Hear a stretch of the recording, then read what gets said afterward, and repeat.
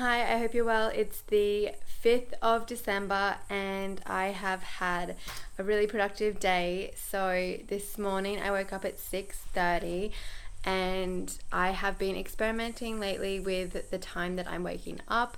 If you've been watching these vlogs, you'll probably already know that, but I'm trying to wake up at 6:30 instead of 5:30 just so that I can get an extra hour of sleep and just see if that's better to have the extra hour of sleep than to try and have the extra hour of productivity, because obviously having a good sleep makes it easier to be focused, and helps you look after yourself and be more productive over the long term because you're less likely to burn out and all of that. And so I woke up at 6:30 and because I haven't been feeling well today, I've had a really runny nose.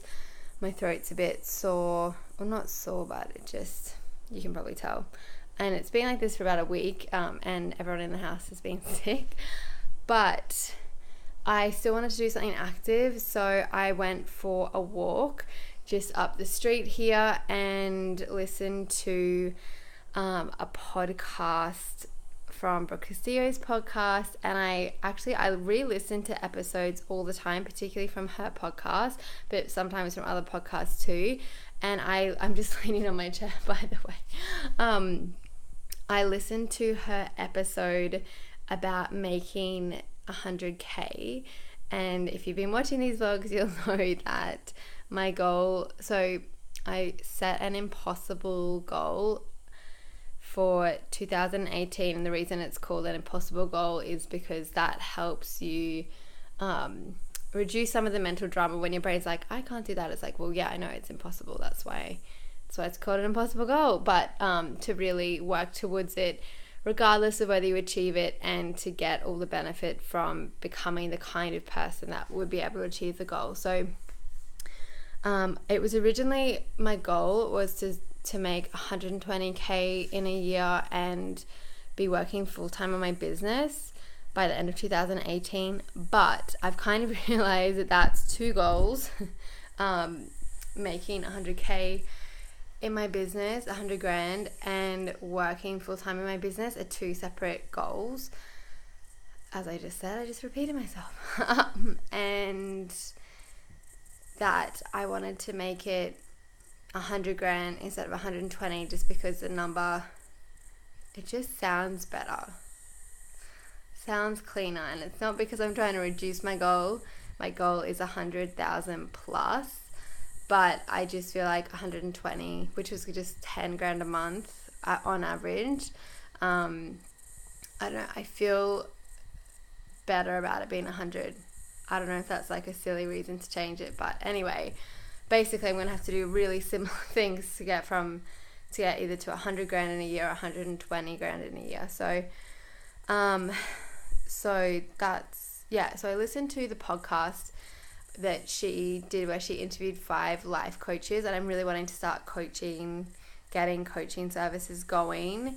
And I feel like I've been ready to coach for quite a while, but I've always just found an excuse not to, because it's scary in a sense, putting my hand up and being like, yes, I can coach you, when I haven't got any qualifications to do that. But you actually don't need any qualifications to be a life coach, and I have spent so much time learning about it. I just haven't ever learned about it in a formal way, but it's something that has always come really naturally to me. And I think, which is part of the issue as well, because then it doesn't feel like work, because it's something that, I don't know, I'm just naturally fairly good at. Obviously it's a skill and you improve it definitely by practice, but I really want to start offering coaching, so I will share more about that as it's happening. But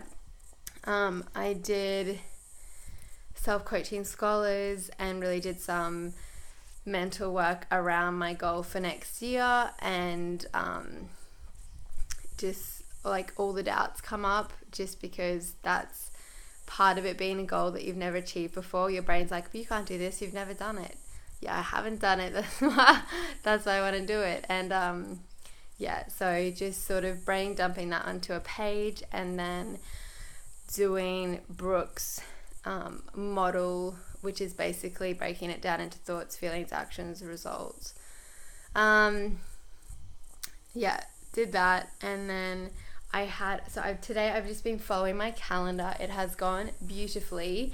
I think part of the reason as well was because normally I wake up and like while I'm still in bed, I check my emails and I check Instagram, and I just feel like it's not really helpful for me, just because like, I don't know, it just automatically like creates noise in a sense. And so today I was just like, you know what, I'm not going to look at anything. Didn't look at anything, just listened to the podcast, went for a walk, came back, didn't look at anything, did my self-coaching scholars, didn't look at anything, quit the mail app on my laptop so it wouldn't pop up with emails, because I really have decided that I'm only going to look at email when I'm in a position to reply.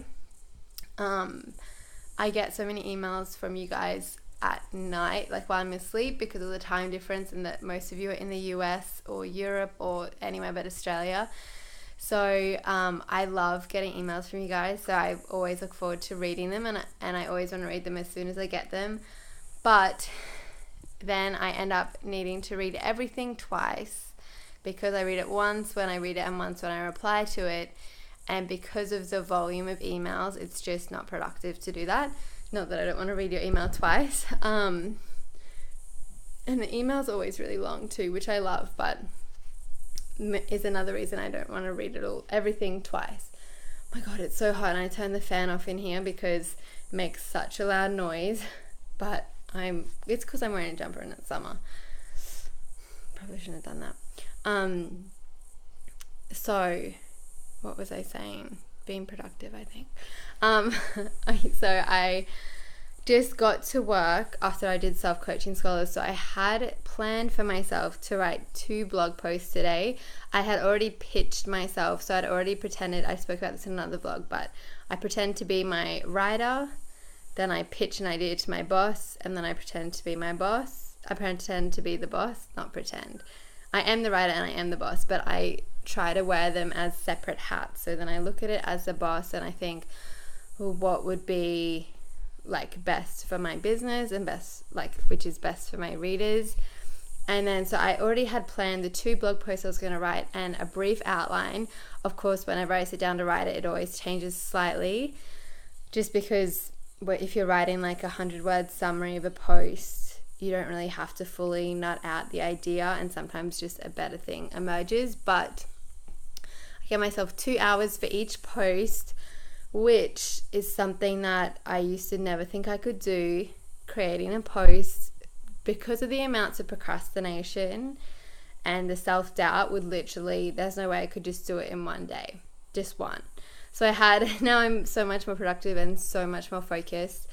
I had 2 blog posts, 2 hours, each. So the first one took me basically exactly 2 hours to do, and the second one took me an hour. It was a shorter post about different lists you can make to review the year that's just passed. So I only took 3 hours, and I also am really trying to be intentional and not just, if I gave myself 2 hours, make it take 2 hours. If it only takes 1 hour, great.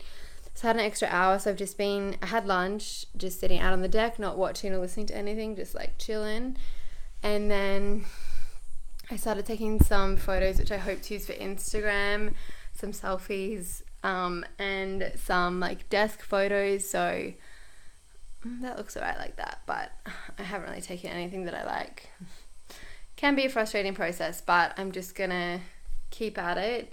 That's the only way to improve. So that's basically it. It's nearly time to go to work. I have to change out of this jumper. My God, my whole back is drenched with sweat. So I am, just going to work and feeling really proud of myself that I have been so focused, and it just feels so much better than procrastinating. And I don't know. So I'm going to read my emails a bit later on tonight when I have a chance to reply to some. I'm still a bit behind on it, quite a bit behind, but it's so important to me, all your emails. Like, they really, really keep me going. And I know you guys apologize for sending me long emails. Please don't. I love them long. But yeah, I really want to stop double handling things because that is not efficient. And if I was giving them, like, I wouldn't let an employee take double the time.